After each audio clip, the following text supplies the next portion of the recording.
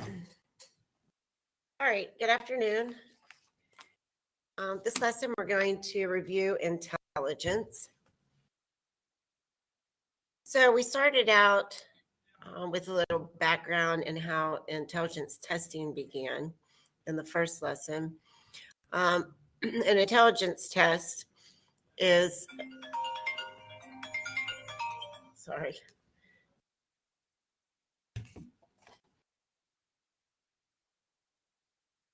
So an intelligence test is going to assess someone's mental aptitudes and compare them to others.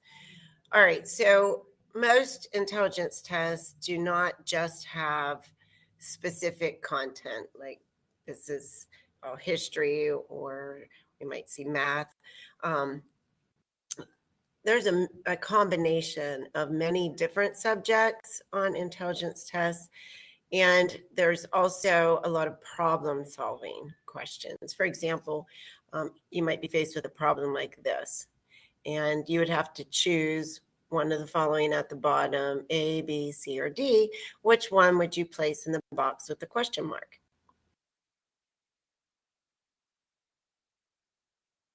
And for many intelligence tests, you can guess, and oftentimes guess right, and you don't have to explain your answer. So if you look at that, it would be this object, C, or the third one. And that's simply because in all of the other squares, except for that one there, there's a shaded item and an unshaded item. That would be an example of a problem-solving question. All right, so we looked at the history and how intelligence testing began. So we're going to see the first intelligence test created in France, and this would have been in the mid-1800s. And the first test was created by a man named Alfred Binet, French psychologist, and his assistant, Theodore Simon. So they developed this intelligence test so they could identify children who might struggle in school. And the reason they came up with this test at that time was because France passed a law stating that all children must attend public school. Prior to that, only wealthy children were attending school. Most children who weren't wealthy would have been working in a factory or a family business or a farm, but working in some respect. So after they passed a law saying that all children now had to attend school, they saw potential trouble. So here you might have a child who's 10, and they've been working in a factory since they were 6, and they've never been in school. So now you're going to place them in a classroom with other children who have been in school for the last 3 or 4 years and can read and write very well. So that was kind of setting up these children who had never been in school for failure. So they wanted to create a test that would assess a child's mental ability and not just place them by chronological age. So they called this the mental age. So they're testing children to find their mental age, the age that corresponds to their cognitive level. And then they would place them with other children on that same level. And that way they would be successful and would not fall behind. So Binet said that there were bright children and dull children. So bright children referred to someone who had a mental age higher than their chronological age. And that's still, that term you still hear. I've heard a lot of teachers say, oh, that student's really bright. Dull referred to children who had a mental age that fell below their chronological age. You don't hear that much anymore. So a child who's 8 years old and has a mental age of 8, they would be average. That would be their mental age. All right, so that was the reason the first test was designed in France. So the first intelligence test we see here in the United States is kind of a revision of Binet's. And this was called the Stanford Binet because that is where the test was created. and that would have been in 1916. So it's called the Stanford-Binet because of where it was designed, but the test was actually revised by Lewis Terman, who worked at Stanford University. So the test here in the United States was not created for special needs children. It was created for many different reasons. So at this time, 1916, the early part of the 1900s, people believed that intelligence is something that you inherit. And they believed that in areas where there are a lot of individuals with low intelligence, there was a lot of crime in these areas. So in other words, coming to the conclusion that people who have low intelligence tend to commit more crimes, cause more trouble on society. So a program at this time was actually created, and this test was used to identify individuals who had low cognitive ability. And this program was eugenics. So again, eugenics was a program that existed in most states where they wanted to prevent what they called feeble-minded individuals or people with low intelligence quotients or low IQs from reproducing. So many states had a forced sterilization program for people who scored low on the Stanford-Binet test. And they were hoping to breed a better race and stop a large majority of crime. This program actually began in the early 1920s. The Nazi Germans, the Nazis in Germany, prior to World War II, they studied our eugenics program, and they thought it was fantastic.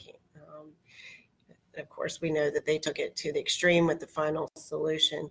But once they started that practice before and then during World War II, a lot of people, this went out into the public, all the things that they were doing, and the world saw this as a very negative thing. So many states here in the United States shut down their eugenics program, but some continued up until 1974. North Carolina was the last one to shut it down in 1974. Thousands of girls, mostly girls, mostly young girls, sterilized. In some cases, they were even unaware of what was being done to them.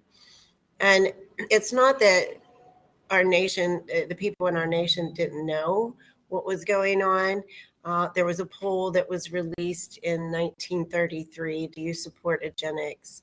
And 60-some%, like 63% of the population supported the program. So it's not that it was a secret. We don't hear about it now in the history books because it is a very dark spot in our nation's past. It's very disgraceful that happened, but it did. Just a different mindset at that time, but very sad.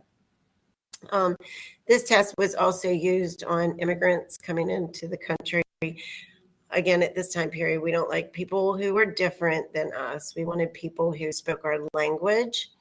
We wanted people who knew our customs and practiced our customs, white Protestants, basically. So if you entered the country on Ellis Island on the East Coast or Angel Island on the West Coast, immigrants were given this test. So it's in English, and it's about our culture. So if you didn't understand our culture and you didn't speak the language, you weren't going to pass the test to get in. So it's to keep immigrants out. It was also used for World War I soldiers to make sure they were competent to actually go into combat. Henry Goddard is the individual who created the eugenics program. All right, so that's a PBS video about the eugenics program if you're interested. All right, so next we see a lot of people in this unit. William Stern. William Stern gave us the score on an intelligence test, and that would have been around the 1950s. So it's a person's mental age divided by chronological age. Multiply that by 100 to get rid of the decimal. So behind this little note here, that should say CA for chronological age. All right. So you'll probably have to calculate the intelligence quotient on your AP test. So keep in mind, 100 is the average. If you have an 8-year-old with a mental age of 8, well, 8 divided by 8 is 1 times 100. Okay, so it's 100. If the person's mental age falls below their chronological age, you know your answer has to be below 100. If the person's mental age that you're asked about is above or higher than their chronological age, you know that your answer needs to be above 100. So that just helps you check whenever answering that. All right, so, and as you can see, the majority of the population fall in this average range from about 85 to 115. The further away you get from the average, the fewer people are going to fit into those categories. So low cognitive ability or intellectually disabled, or the gifted on the other end in genius level. All right, the problem with this IQ formula, it doesn't work with adults. Because if you use that equation and you have a 60-year-old man, so this was the former Vice President Pence. So if you take a 60-year-old man and say he's mentally doing as well as Gronkowski here at 30, okay, if you use that equation, you would get an IQ of 50, which would mean he would be intellectually disabled. That doesn't make sense. If you're a 60-year-old man, you're smart as a 30-year-old, you're good. So once we finish college, we don't continue to gain knowledge by leaps and bounds. We just level out. So you cannot use that IQ formula with older adults past college. Okay, so the next topic we're going to look at will be theories of intelligence. So I'm going to pause for just a second, grab my other notes, shut my windows. I know that a lot of noise going on out there.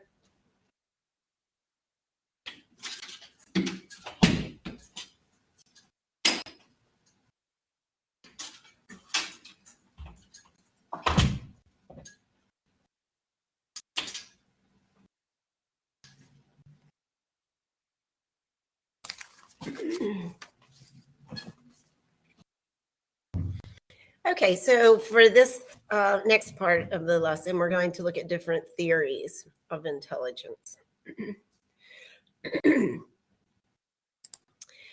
All right, the first one is called factor analysis, or also generalized intelligence.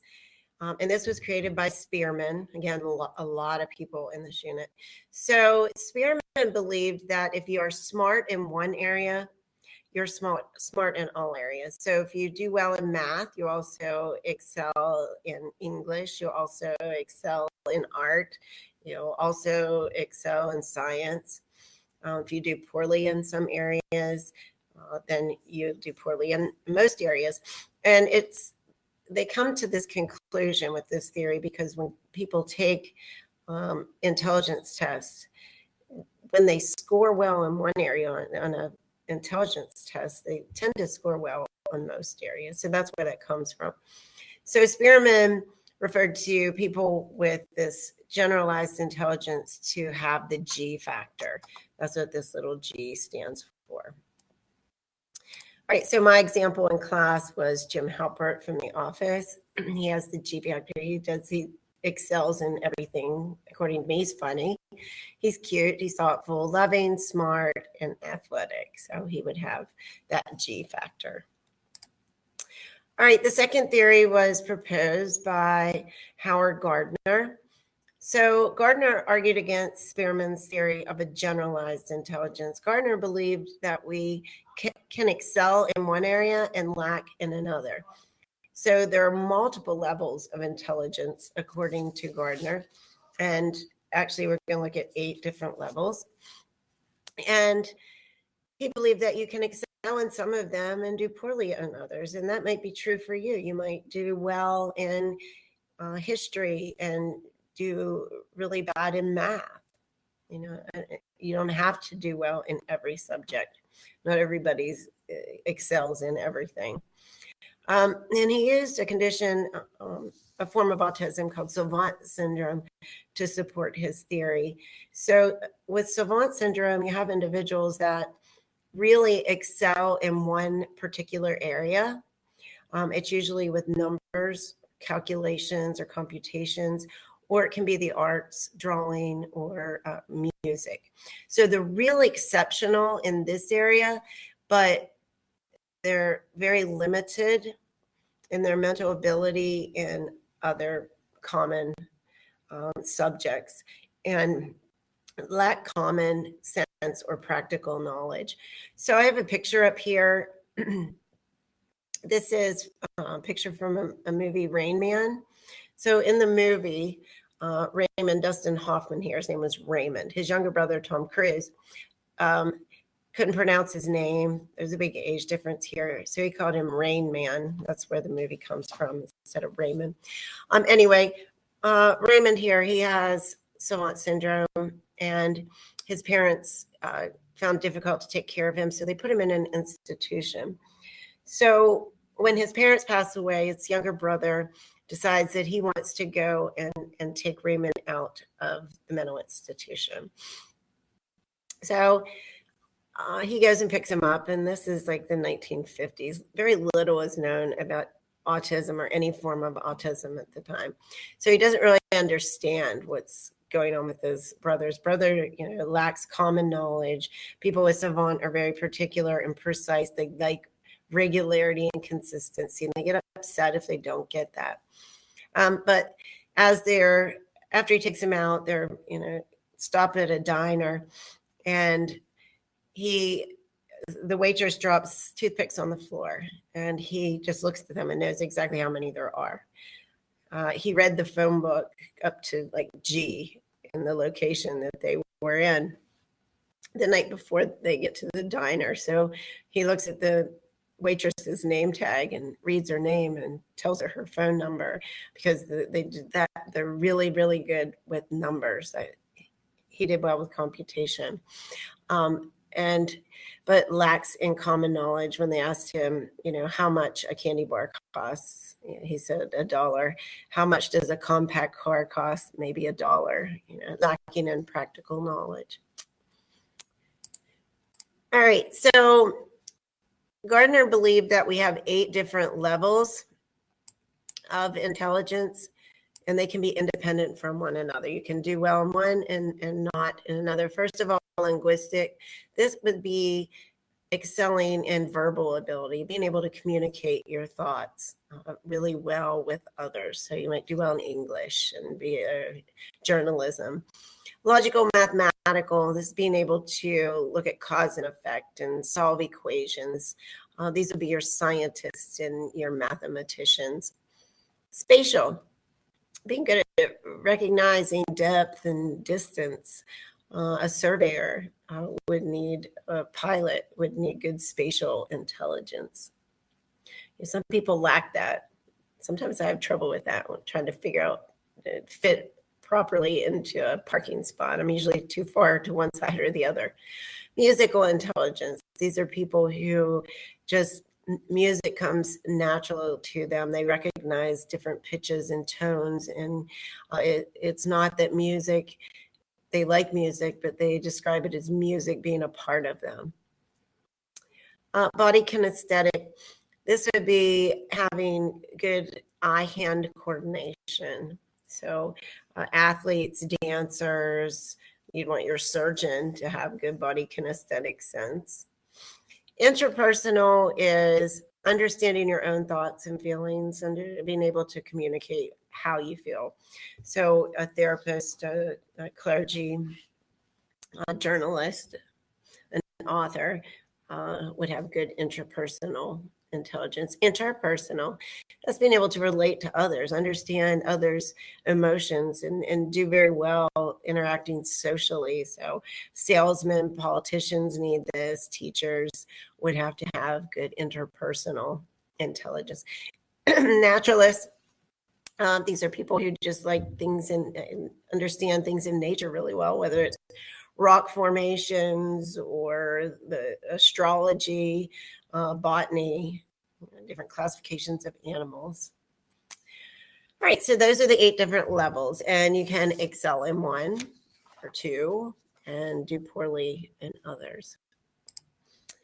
All right, so the most commonly accepted would be the triarchic theory. This is Sternberg. Again, a lot of people. So if you keep in mind, a spear has one tip. That's for spearmen, one type of intelligence. A gardener has multiple tools. A gardener, multiple levels.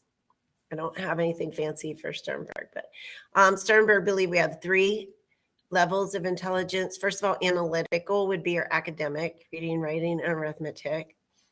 Second, creative, that'd be your arts, but also being able to adapt to new situations, problem solve. And the third would be practical or common sense intelligence. And then a couple others that are kind of tacked on to the triarchic theory. First of all, social, that is being able to understand social interactions, understanding and being able to say the right things in a social setting. Emotional intelligence, that would be the ability to understand others' emotions and facial expressions, body language, and be able to read those and relate to them. Okay, so the last topic would be assessing intelligence here. Let me pull that up. All right, so we have 2 categories of tests. First of all, an aptitude test. An aptitude test would be like an SAT test. It is designed to predict how well you may do in the future. Okay, that test you take to get into college, you're answering a variety of topics so they can get a gauge at whether or not you'll be a successful student. An achievement test, this is testing you on something specific that you've learned, a specific topic. So this would be like taking your AP test, or this might be like taking a chapter test for a particular class. The most commonly used intelligence test here in the United States today is not the Stanford Binet anymore, but it is the Wechsler's Adult Intelligence Scale, also called WAIS. And this has subtests. One part is verbal, and that would be like your arithmetic problems. This would be vocabulary, reading comprehension, on just basic general information. But there's also a performance component. What would come next in this picture, block assembly and things like that. And this test is designed to indicate if there's a learning deficiency, if there's a huge discrepancy between the 2 categories, that would require further testing to see if there is a learning deficiency. The child version is called the WISC, the Wechsler. It was created by David Wechsler, Wechsler's Intelligence Scale for Children. All right, the Flynn effect.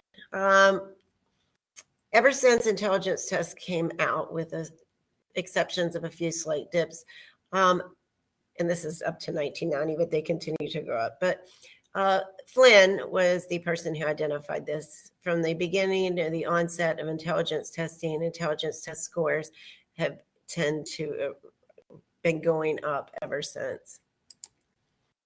All right, if you're going to create an intelligence test, you would need 3 different test criteria. It had to be something you'd have to look at. First of all, standardization. So you may have taken part in a standardized test before where they would say, we're just gathering information, it doesn't count. So they're standardizing it.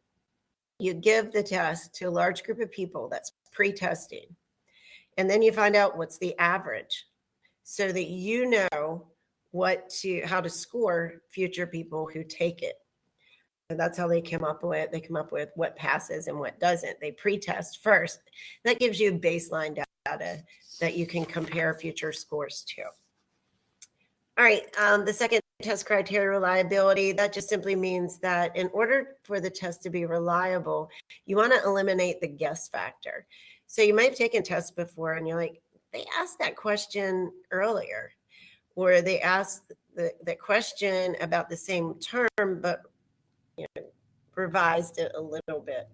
And they often do that to eliminate the guess factor. They figure if you get them both right or you get them both wrong, you either knew it or you didn't. If you get one right and the other one wrong, they figure, okay, you were just guessing and had a lucky guess. Validity. So this is the fact that in order for a test to be valid, it has to be assessing you on what it was intended to. So in other words, if you're going to go take the AP Psych test and there are questions about calculus, heaven forbid, it would not be valid. So the validity is the fact that the test is actually assessing what it's supposed to. And there are two types of validity: content and predictive validity. So content is actually sampling. So this would be like you actually doing your driving test. You're showing that you're a competent driver.